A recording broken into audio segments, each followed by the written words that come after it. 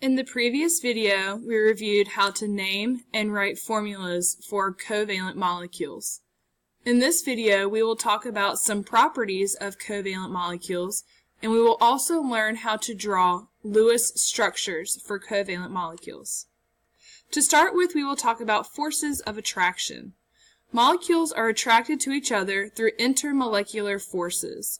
Intermolecular forces can be abbreviated IMF, and we are going to talk about 3 different intermolecular forces. The first one we are going to talk about is the weakest type of intermolecular force, and that is what we call the London dispersion forces. London dispersion forces are the weakest, and they are between any 2 molecules. The next one is a dipole-dipole force.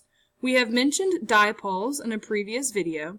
Remember that the prefix di means 2, and when we're talking about poles, we're talking about the polarity of a molecule. Polarity meaning that the molecule has a positive end and a negative end. So in a dipole-dipole force, we have 2 polar molecules that are attracted to one another. The last one is hydrogen bonding. In order for hydrogen bonding to occur, hydrogen must be bonded to oxygen, fluorine, or nitrogen. It is the strongest type of intermolecular force because of its strong electronegativity and electron density.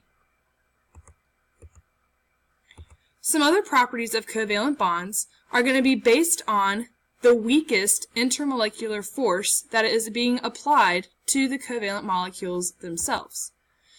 Covalent molecules have low melting and boiling points, meaning that at low temperatures they can turn into gases. They are poor electrical conductors. They do not conduct heat or electricity very well, unlike an ionic or covalent bond. And they vary in structure. Some form crystal lattices as solids, such as sugar. Sugar is a covalent molecule, and at room temperature exists as a crystal lattice. Like ionics, they are not strong. Okay, so the crystal lattice structure is similar to an ionic compound. It's just not as strong as an ionic compound. Our polar molecules will dissolve in other polar molecules. Remember, to dissolve means to break apart. Water is a very polar molecule. Water will dissolve other polar molecules. However, there are some molecules that water cannot dissolve, such as oil. Oil and water do not mix very well because oil is nonpolar, whereas water is superpolar. Therefore, they will not dissolve in one another. An easy way to remember this is like dissolves like, meaning polar dissolves polar and nonpolar dissolves nonpolar. Now we will learn how to draw a Lewis structure. An example of a Lewis structure can be found here. It is very similar to an electron dot diagram. Some things that we need to remember is that all atoms in the P block need to have 8 valence electrons to fulfill the octet rule. There are some exceptions to this rule, such as hydrogen. Hydrogen will only hold 2 valence electrons. So when we are drawing Lewis structures, there are a couple of rules that we have to follow. The very first thing we need to do is to find the total number of valence electrons. At this point in time, you should have the number of valence electrons for each group written on the top of your periodic tables. Please have those periodic tables out as we are working on Lewis structures. So we're going to find the total number of valence electrons that we have available to work with. Next, we are going to place the first atom in the center of our diagram. The only atom that will never go in the center is hydrogen. Okay, hydrogen will never go in the center of our Lewis structure. The next thing we're going to do is we're going to place pairs of electrons to form a single bond between the center atoms and the outside atom. Here, in this picture up here, we can see a single bond that is holding oxygen and nitrogen together. Here is another single bond. We are going to add pairs of electrons to the outer atoms until everyone has 8. If we have extra electrons, any extra electron will go around the center atom.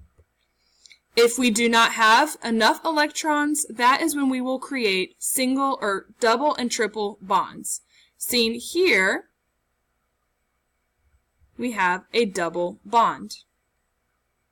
Please pause the video so that you can write down the steps to drawing Lewis structures.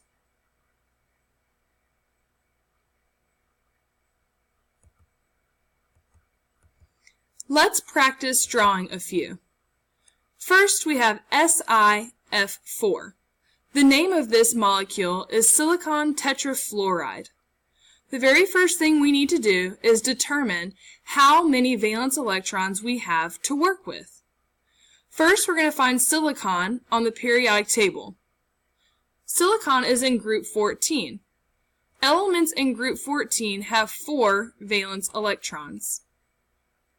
Next, we're going to find fluorine. Fluorine is in group 17 on the periodic table. Therefore, it has 7 valence electrons. We have 4 fluorine atoms, so we're going to take 7 and we're going to multiply it by 4. 7 times 4 is 28. We are going to add our total number of electrons together into a really easy math equation. So we have 28 plus 4, which is equal to 32. We have 32 valence electrons to work with. The next step is to put our first atom in the center. Our first atom here is silicon. So I'm going to write silicon here in the center. We will then place our 4 fluorine atoms around silicon. 1, 2, 3, 4. Right now, our atoms are just floating in space with nothing to connect them. So we will connect each fluorine atom to the silicon using a single bond.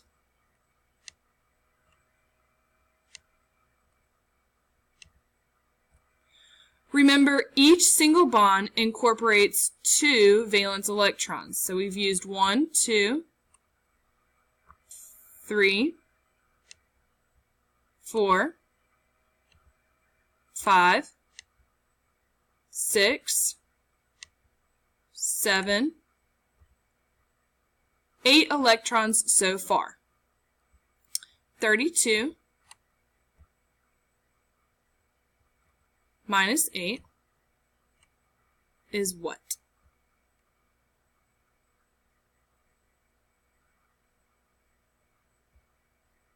If you said 24, then you would be correct. That means we have 24 electrons left to work with. So we're going to start placing electrons around the fluorine so that they all have 8. So 1, 2, 3, 4, 5, 6. This fluorine atom has 1, 2, 3, 4, 5, 6, 7, 8 electrons altogether. I have done the same with the other fluorine atoms, and I have used up all of my electrons. Just to double check to make sure that everyone has 8, I'm going to count to make sure that I have used all 32 electrons. So we have 1, 2, 3, 4, 5, 6, 7, 8, 9, 10, 11, 12, 13, 14, 15, 16, 17, 18, 19, 20, 21, 22, 23, 24, 25, 26, 27, 28, 29, 30, 31, 32. I have in fact used all 32 electrons. Everyone has 8, therefore everyone is happy. Let's do another one. Here we have nitrogen and 3 hydrogens. The name of this compound is nitrogen trihydride. The very first thing we're going to do is we're going to decide how many valence electrons we have to work with. We're going to look on the periodic table and we're going to find nitrogen. Nitrogen is in group 15, therefore it has 5 valence electrons. Then we're going to find hydrogen. Hydrogen's in group 1. It has 1 valence electron. We have 3 of them, so we have 1 times 3. To figure out our total number, we're going to do a simple math equation to determine that we have 8 valence electrons to work with. So now we're going to put nitrogen in the center and we're going to surround it by 3 hydrogens. 1, 2, 3. Right now our hydrogens are floating in space, so we need to connect them to the nitrogen using a single bond. Remember, each single bond incorporates 2 valence electrons. So as we can see, each bond has 2 valence electrons. Remember, hydrogen is the exception to the octet rule. Hydrogen cannot hold any more valence electrons. It is only allowed to have 2, and here are the 2 electrons hydrogen is allowed to have. However, we have 8 valence electrons that we have to use. So far, I've only have 1, 2, 3, 4, 5, 6. So I have some extra electrons. I have 2 extra electrons, and they go around my center atom here. I've used all 8 electrons, and nitrogen has 8 electrons. Therefore, everyone is happy and stable. We have time to do one more. Let's do CS2. Find carbon on the periodic table. It's in group 14, so it has 4 valence electrons. We have sulfur, which is in group 16. It has 6 valence electrons, and we have 2 of them. We have a total of 6 times 2, which is 12, plus 4, which is 12 plus 4 is 18.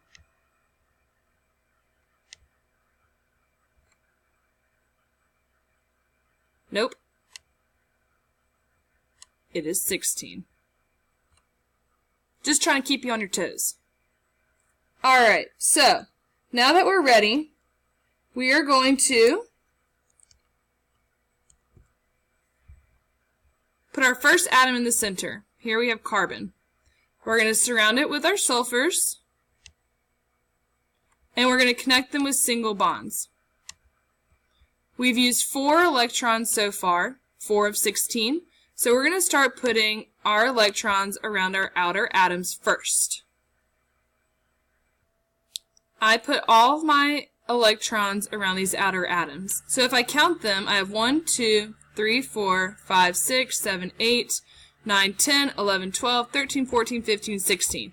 I have used all 16 valence electrons. However, my carbon atom here is not very happy right now because he only has 4 valence electrons surrounding it and he wants to have 8. This is where we get to the point where you're like, what am I supposed to do now? I've used all my valence electrons. This is when we are going to take our electrons from the outer atoms and we're going to move them to create double bonds. So we'll take 2 from there, and we'll take 2 from there, and we'll move them down here to make carbon happy. The overall structure will look like this. Here, all of our atoms have 8 valence electrons to satisfy the octet rule. We have incorporated double bonds to make sure that our carbon atom in the center has 8 valence electrons, and we made it look as symmetrical as possible. Now you try some on the worksheet that has been handed out to you. Good luck!